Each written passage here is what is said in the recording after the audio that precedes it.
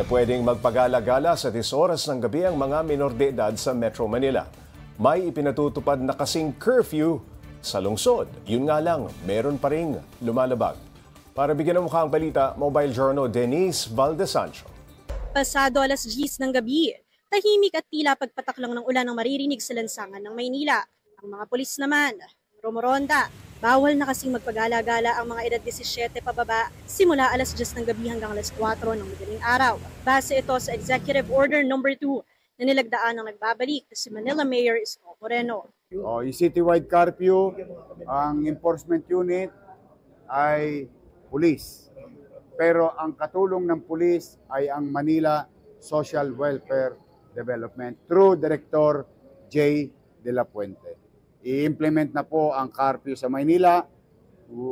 I hope, medyo tulog na lang kayo, lalaki pa kayo.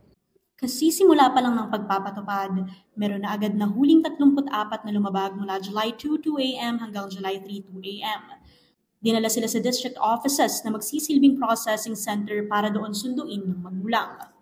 It's more on bilang magulang, gusto mo lang magkaroon ng ekstrang magulang yung mga bata na pagmalasakitan sila para sa kaligtasan din nila, para sa kapakanan nila.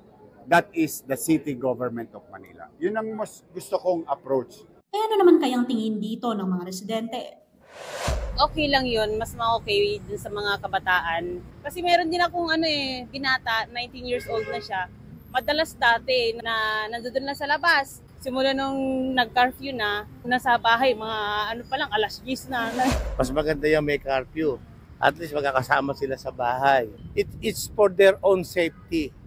Believe me, para sa kanila yung ginawa ni Yorme. Napakaganda ng ginawa ni Yorme. Kung wala pa sa wastong gulang, mas mainam na sumunod na lang sa mga nakakatanda dahil hindi lang ito usapin ng seguridad, kundi usapin ng pagtuturo ng disiplina. Mobile Journal Denise Valdesancho po, hatid ang mukha ng balita.